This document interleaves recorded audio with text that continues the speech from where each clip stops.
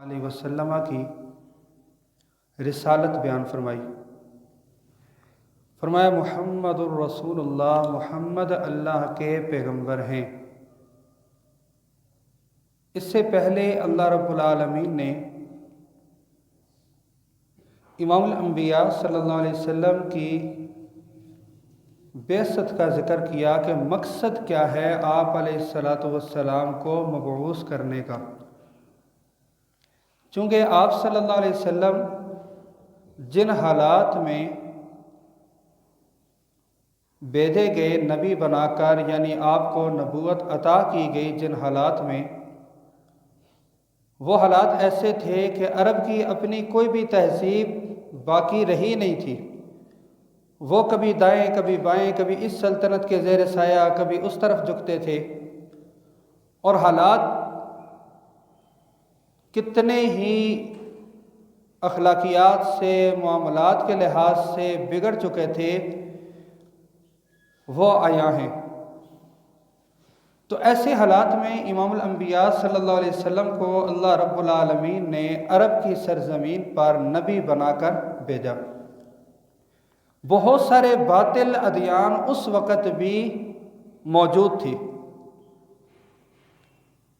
عیسائیت کا دعویٰ کرنے والے بھی موجود تھے، اگرچہ ان کی اپنی تعلیم وہ ویسی نہیں رہی تھی جیسی حضرت عیسیٰ علیہ السلام نے ان تک پہنچائی تھی۔ اسی طرح حضرت موسیٰ علیہ السلام کی نبوت کا اقرار کرنے والے یہودی بھی موجود تھے، لیکن یہودیت سے وہ بھی ہٹ چکے تھے، اور بت پرست تو تھے ہی تھے، عرب کے بے شمار تھے۔ تو متعدد ادیان اس وقت موجود تھے، ادیان باطلہ موجود تھے۔ تو اللہ رب العالمین نے امام الانبیاء صلی اللہ علیہ وسلم کی بعثت فرمائی۔ اس کا ذکر اللہ تعالیٰ نے یہاں پر کیا کہ آپ علیہ السلام کو کیوں مبعوث فرمایا گیا، اور پھر اللہ رب العالمین نے آپ صلی اللہ علیہ وسلم کی بعثت کا ذکر کیا کہ آپ ہی اللہ کے نبی اور رسول ہیں۔ اب یہاں پہ آپ دیکھیں جو آج کا ہمارا عنوان ہے، چونکہ امام الانبیاء صلی اللہ علیہ وسلم کا فرمان ہے کہ جس نے لوگوں کا شکریہ ادا نہیں کیا، اس نے اللہ کا بھی گویا شکریہ ادا نہیں کیا۔ تو یہ ایک قسم کا اظہار تشکر ہے، اور اللہ رب العالمین کا بھی شکر ادا کرتے ہیں ہم، اور ان لوگوں کا بھی جنہوں نے اس انتہائی احسن کام میں محنت کی ہے کہ ہمارے اسلامی جمہوریہ پاکستان سے جو بل پاس ہوا، تحفظ ناموس صحابہ و اہل بیت بل، اور اس میں قومی اسمبلی کا جتنے بھی ارکان ہیں، جس پارٹی کے بھی ہیں، جس عہدے پر بھی ہیں، جس سیٹ پر بھی ہیں، ظاہر ہے کہ وہاں سے پاس ہوا تو ان کی اتفاق رائے سے پاس ہوا، تو سب کے سب شکریہ کا استحقاق رکھتے ہیں، اور ہمیں کرنا بھی چاہیے۔ انسان سیاسی بنیادوں پر کسی کی اچھائی کو برائی میں تبدیل نہیں کر سکتا۔ یہ ان لوگوں کی اچھائی ہے۔ ایک عرصے سے علماء کی شہادتیں ہو رہی ہیں، محنت جاری ہے، جگہ جگہ پر قرآن پاک کے دروس رکھے جاتے ہیں، کتنی محنت کی جا رہی ہے وہ آپ کے علم میں ہے، لیکن آخر اللہ رب العالمین نے، اللہ تعالیٰ کا انتہائی فضل ہے کہ اللہ تعالیٰ نے یہ توفیق دی کہ ہم نے ان قرآنی شخصیات کا تحفظ یقینی بنانے کے لیے ایک قدم اٹھایا، اور اللہ رب العالمین ان لوگوں کی زندگیوں میں خیر و برکت پیدا فرمائے، اور ان کو دین کے جذبات سے مزید ہم آہنگی نصیب فرمائے، جن لوگوں نے اس کی اہمیت کو جانا۔ اب یہ کتنی اہم شخصیات ہیں، حضرات صحابہ اکرام اور امام الانبیاء صلی اللہ علیہ وسلم کے گھر والے، یہ قرآن مقدس سے ہمیں آج کے درس میں سمجھ آئے گا۔ اللہ رب العالمین نے آپ علیہ السلام کی بعثت فرمائی، ساتھ ہی اللہ تعالیٰ نے بتایا کہ یہ بعثت ہوئی کیوں، اور پھر اس بعثت میں جو آپ علیہ السلام کا ساتھ دیا، جنہوں نے، ان کو صحابہ اکرام کہتے ہیں۔ یہ جو مقصد ہے بعثت کا، اس مقصد کو کامیابی کے اندر ڈھالنے میں حضرات صحابہ کرام کا کردار ہے۔ فرمایا والذی ارسل رسولہ بالہدی ودین الحق، یہ آیت مبارکہ قرآن پاک میں مختلف جگہوں پر ہے۔ هو الذی، وہ اللہ وہ ہے، اللہ وہ ہے۔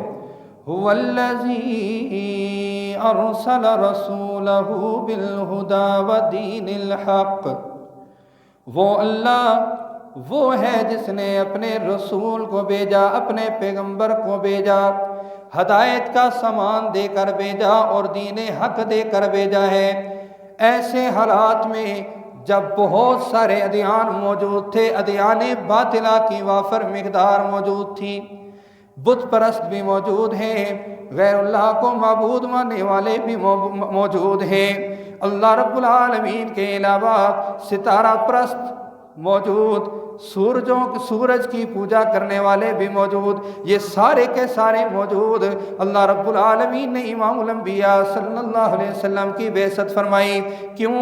لِیُظْہِرَهُ عَلَى الدِّینِ کُلِّ، تاکہ رب العالمین دین اسلام کو، یہ دین حق کو تمام ادیان باطلہ پر غلبہ عطا فرمائیں۔ تمام ادیان پر دین اسلام کا غلبہ ہونا چاہیے، اس لیے رب العالمین نے امام الانبیاء صلی اللہ علیہ وسلم کی بعثت کی۔ فرمایا هو الذی ارسل رسولہ، وہ اللہ وہ ہے جس نے اپنا رسول بھیجا۔ کون سے رسول؟ فرمایا محمد الرسول اللہ، وہ رسول محمد ہیں۔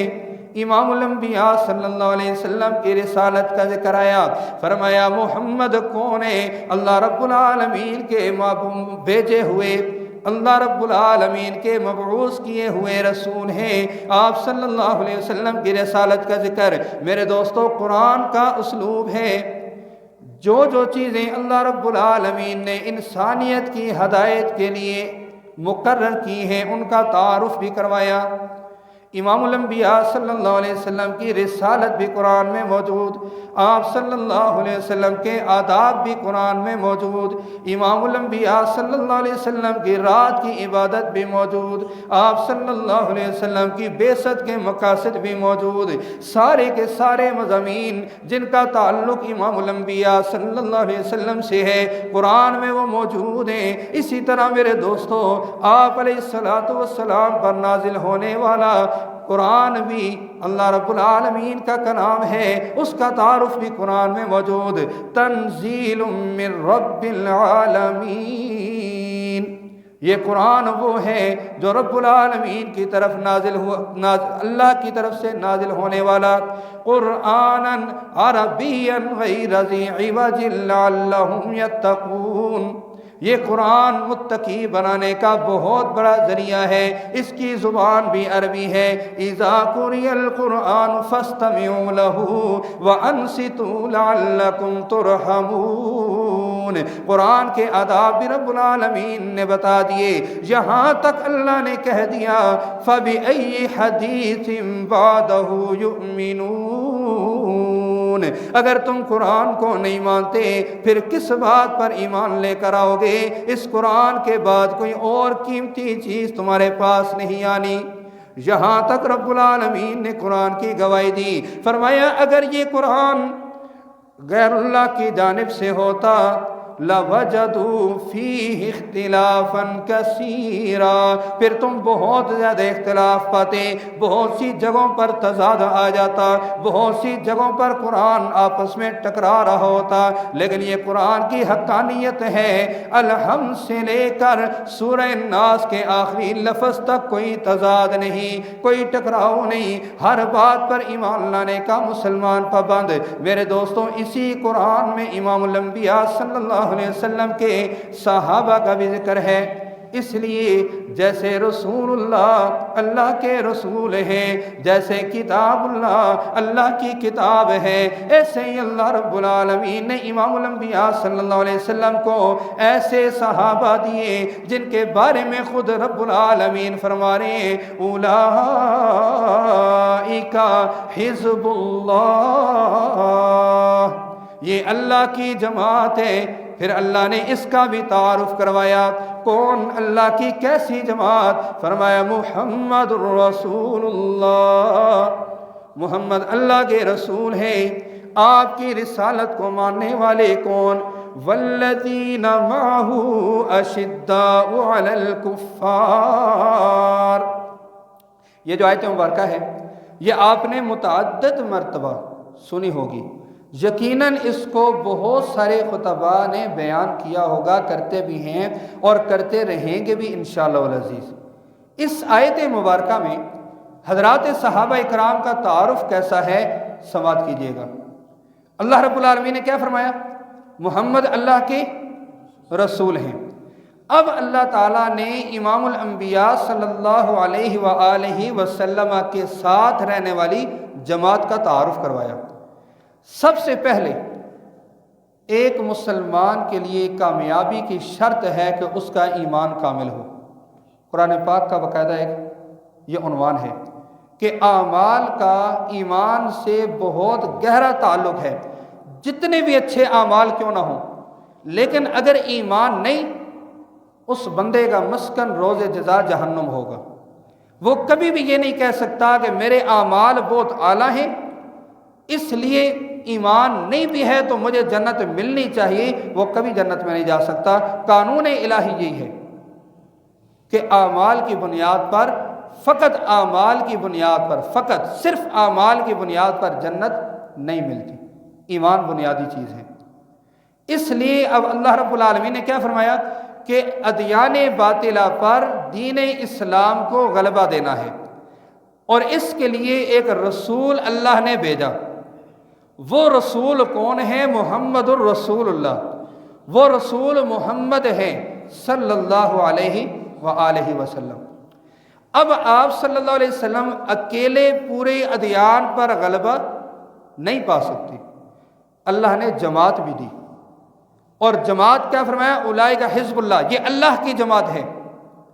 جب اللہ کی جماعت ہے، رسول اللہ، کتاب اللہ، حزب اللہ، تینوں کی نسبت اللہ کی طرف، اللہ نے پہلے اس آیت مبارکہ میں اللہ رب العالمین نے تینوں صفات ذکر کی ہیں جو ایمان کے کامل ہونے کے لیے ضروری ہیں۔ کسی بندے کا ایمان بغیر عقیدہ توحید کے قابل قبول نہیں۔ بندہ کہتا ہے میں امام الانبیاء صلی اللہ علیہ وسلم پر بہت کامل ایمان رکھتا ہوں، میں اللہ کی کتاب کو بھی مانتا ہوں، لیکن میں توحید میں ابھی تھوڑا شش و پنج میں مبتلا ہوں، تو وہ بندہ کون ہوتا ہے؟ کافر۔ جو اللہ کی وحدانیت ہی نہیں مانتا تو وہ مشرک ہوگا۔ نمبر 2، ایک بندہ کہتا ہے میں اللہ کی توحید مانتا ہوں، میں قیامت بھی مانتا ہوں، لیکن آپ صلی اللہ علیہ وسلم کی رسالت میں مجھے ابھی تحقیق کی ضرورت ہے، تو وہ کون ہوگا؟ کافر۔ اسی طرح ایک تیسرا بندہ آیا، اس نے کہا میں اللہ رب العالمین کی وحدانیت بھی مانتا ہوں، میں رسالت بھی مانتا ہوں، لیکن مرنے کے بعد دوبارہ زندگی کے اوپر میرا وہ تھوڑا ذہن مطمئن نہیں ہو رہا کہ جب ہم مٹی سے مل جائیں گے تو پھر کیسے اٹھائیں گے، تو وہ کون ہوتا ہے؟ کافر ہوتا ہے۔ ایمانیات کے اندر یہ 3 عقائد بڑے ضروری ہیں۔ میرے دوستوں میں اکثر دیکھ رہا ہوں کہ لوگ ابھی بھی اس میں ہیں کہ پتہ نہیں کافر ہوگا کیا ہوگا۔ یاد رکھیں 3 عقیدوں میں سے ایک عقیدہ بھی اگر کوئی انسان نہیں رکھتا یا اس میں شک و شبہات میں مبتلا ہے، وہ بندہ دائرہ اسلام میں نہیں آ سکتا۔ توحید، رسالت اور قیامت، یہ 3 نظریات ایمانیات کے لیے ضروری ہیں۔ اس آیت مبارکہ میں اللہ رب العالمین نے صحابہ کے ان تینوں عقائد کا ذکر کیا ہے۔ توحید بھی، کیونکہ جماعت دی نا اللہ نے، تو دین حق کے تحفظ کے لیے اللہ تعالیٰ نے جو جماعت حضرات صحابہ کرام کی شکل میں دی، اللہ رب العالمین نے فرمایا وہ عقیدہ توحید میں بھی مضبوط ہیں، ان کا عقیدہ رسالت بھی موجود ہے، اور گواہی اللہ رب العالمین عرش سے دے رہے ہیں قرآن کی صورت میں، اور آخرت پر بھی ان کا نظریہ مضبوط ہے۔ اب سمجھیں، فرمایا والذین معہ اشداء علی الکفار، وہ لوگ جو ان کے ساتھ ہیں، کن کے ساتھ؟ محمد الرسول اللہ کے ساتھ امام الانبیاء صلی اللہ علیہ وسلم کی رسالت ماننے والے ہیں، آپ صلی اللہ علیہ وسلم کو اللہ کا پیغمبر ماننے والے ہیں، آپ علیہ الصلوۃ والسلام کو اللہ رب العالمین کا آخری نبی ماننے والے ہیں، آپ کو عالمگیر پیغمبر ماننے والے ہیں۔ والذین معہ اشداء علی الکفار، جو امام الانبیاء صلی اللہ علیہ وسلم کے ساتھ ہیں، عقیدہ رسالت ان کا اتنا مضبوط، رحمت دو عالم صلی اللہ علیہ وسلم کی معیت اللہ رب العالمین بتا رہے ہیں۔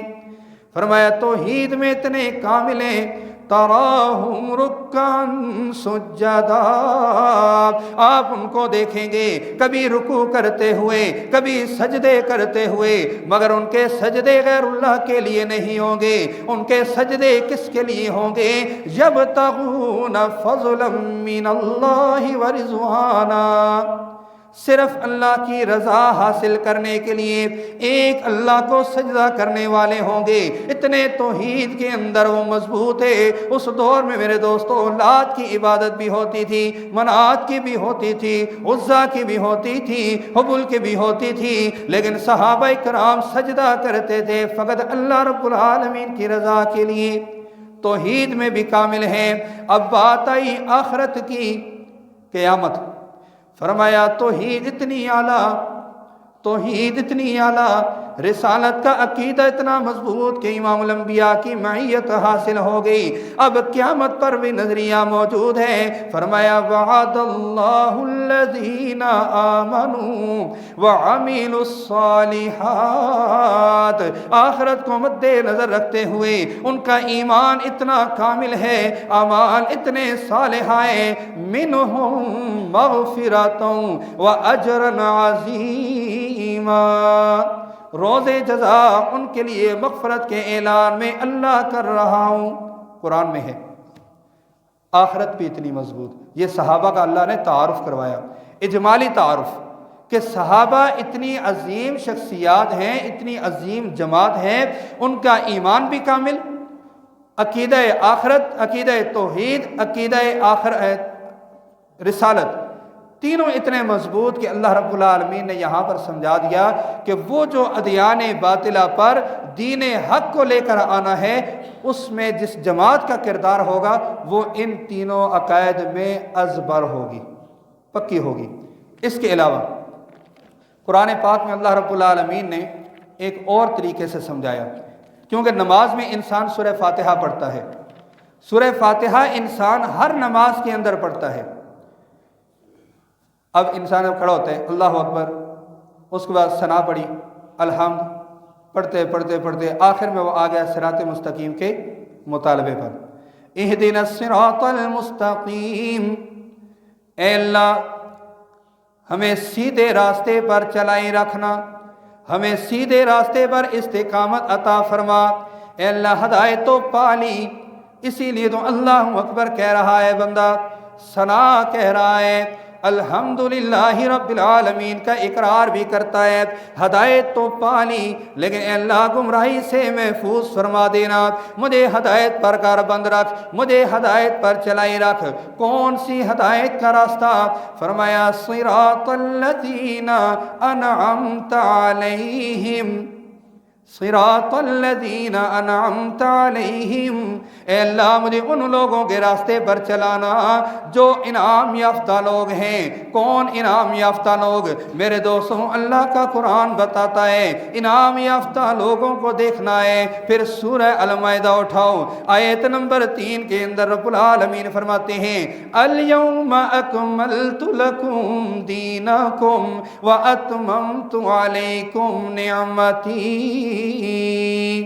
او میرے محبوب پیغمبر کے صحابہ، کسی سے بھی پوچھ لیجئے گا، یہاں پر جو الفاظ ذکر ہوئے ہیں، یہ جو پروناؤنس ذکر ہوئے ہیں جس کو اسم ضمیر کہتے ہیں، یہ جمع کے ہیں۔ یہاں فرمایا الیوم اکملت لکم، کم ضمیر ہوتی ہے السلام علیکم، کم کا مطلب ہوتا ہے تم سارے، زیادہ، السلام علیکہ نہیں ہوتا۔ اسی طرح یہاں پر الیوم اکملت لکم ہے، وہاں پر ایاک نعبد ہے، وہاں ایاکم نعبد نہیں ہے، ایاک نعبد، व इय्याका नस्तईन, ए अल्लाह तेरी ही इबादत करते हैं, किसी और की नहीं, तुझ ही से मदद मांगते हैं, किसी और से नहीं।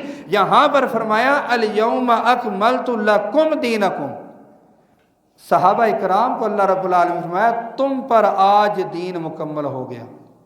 व अतममतु अलैकुम निअमती, तुम पर मेरा इनाम, मेरी नेमत ताम हो गई है। इनाम याफ्ता लोगों में मेरे दोस्तों हजरात सहाबा इकराम भी आते हैं। और दूसरा मुकाम फरमाया उलाइकल्लज़ीना अनअमल्लाहु अलैहिम मिनन नबिय्यीना वस्सिद्दीकीना वश्शुहदाई वस्सालिहीन। सिद्दीकीन का दर्जा मेरे दोस्तों किसको मिला है? फरमाया वल्लज़ी जा बिस्सिद्क़ि व सद्दक़ बिही उलाइका हुमुल मुत्तक़ून। जमा का लफ्ज़ इस्तेमाल किया, फरमाया जो मेरे महबूब पैगंबर सच का पैगाम लेकर आए, जिसने उस पैगाम की तस्दीक दिलो जान से कर ली है, सच्चे मानों में वही मुत्तकीन है, सच्चे मानों में अल्लाह से डरने वाला वही है। यहाँ मुत्तकीन कौन है? हज़रात सहाबा इकराम। दूसरा इनाम याफ्ता तबका कौन आया? अश्शुहदा, शुहदा का तबका आया। मेरे दोस्तों अल्लाह ने कुरान में ग़ज़वा